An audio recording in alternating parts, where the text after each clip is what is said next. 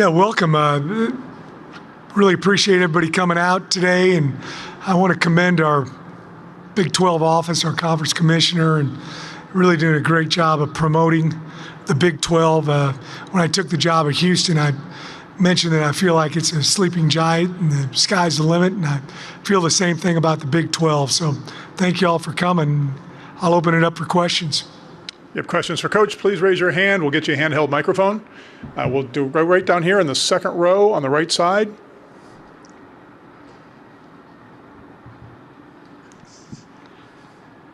Kenneth Berry, Touchdowns and Tangents. Coach, you built a prestigious program at Tulane. Now, coming to Houston, how do you kind of maintain some of the intangibles that you helped elevate that program to this one, on top of trying to replace, a second-round pick in Patrick Paul? Yeah. When you take over a program, I've had a few different programs. This will be the sixth program that I've been a head coach at, and there's some similarities, but there's also a lot of differences. So you have some non-negotiables with how you do things with your football program, but then you got to do a good job of learning about University of Houston and what works at Houston might not necessarily work at one of the other places I was at, or vice versa. So I'm really trying to promote our strengths at the University of Houston. We're a Tier 1 academic institution.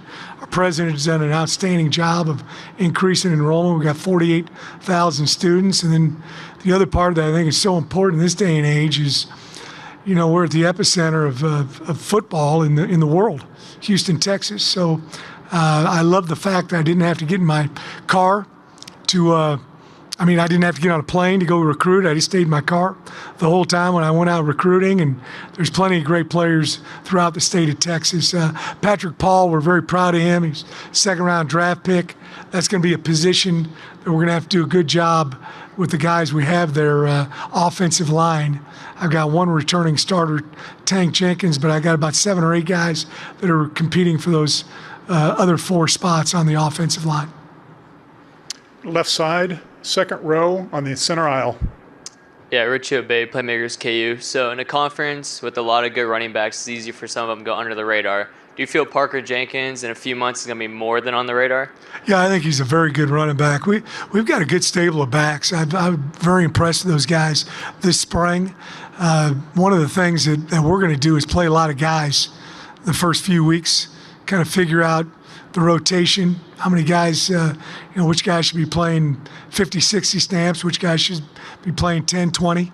And that'll be decided after a couple weeks, because I haven't done a lot of live action with these guys. But Parker has certainly had a great spring and summer, and, he's got everything you're looking for in a back. He can run inside, he can run out in the perimeter. He's great at blocking, both as in the run game and also in the pass game, and also is a very capable receiver and can play a little bit for you in the kicking game. So he's a quality back, no question. All right, we'll go to the right side, halfway back on the aisle. Coach Fritz, Alex Blackburn, College Football Dogs. Given your roots in Shawnee Mission, Kansas, and your playing career in Pittsburgh State, how excited are you to get back to the state of Kansas?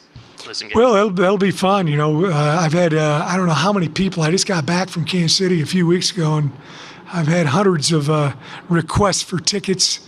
We go up there and play in October or whenever it is. I'm not quite sure. So I'm sure that'll be a busy weekend for my wife, doling out all the tickets. But, I went to Shawnee Mission Northwest High School, and they were also nicknamed the Cougars. So I guess this was going to come to be one way or the other. All right, we'll stay on the right side, about a third of the way back.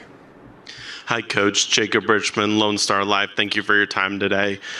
With this being your first season with the program, second season for Houston in the Big 12, how do you go about setting expectations for yourself and for the team? Well, we've got high expectations, just like all the coaches who got up here. We want to win every one of these ball games that we play this season. It's the difference between myself and the other coaches, I guess, would be it's the first year I've been with these guys and just learning what they do well and and maybe their weaknesses, and try to keep them away from doing those types of things. And that's a process, learning about your team early in the season.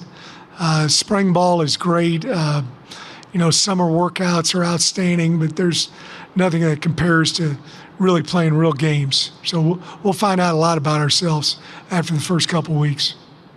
Okay, we'll stay on the right side here, second row in the middle. Coach Lynn Harrington, Stay Alive Power 5. How you doing today? Good. That's good to hear. So it's no mystery. Everyone knows the Houston area is a very fertile recruiting area. I mean, you have SEC teams like LSU coming in and invade the area for talent every year. How do you plan on utilizing that and making a big impact in the Big 12? Well, we're going to recruit locally as much as we possibly can. I really feel like, my experience going on 33 years as a head coach, it seems like kids are a little happier when they're closer to home. Parents are able to come see them play. They're able to go, like what happened to us, our thoughts and prayers go out to the people in Houston right now. But, we had a bunch of the kids who were able to go back home and kind of take care of business and help their people out because of how close our university is and where they're from. So Houston is going to be a big part of our recruiting, the whole state of Texas.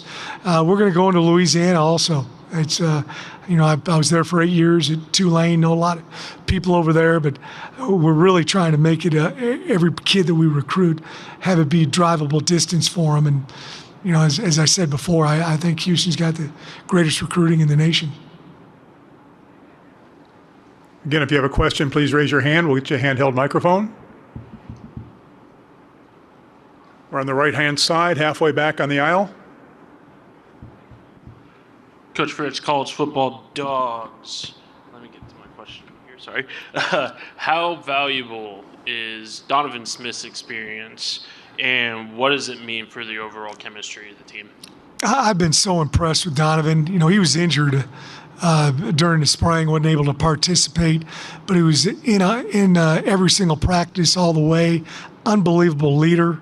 He's a big, tall guy, 6'5", 6'6", 235, great speed, great movement. He's a true dual threat quarterback, which usually guys, you hear that and they do one or the other much better. He does an excellent job throwing the ball, the 1 ball, 2 ball, 3 ball, I kind of call it. And just his football IQ is just off the charts. His father's a running back coach with the Indianapolis Colts. I think he's in here someplace maybe, but he's born and bred football, and we're looking for an outstanding season out of Donovan this fall.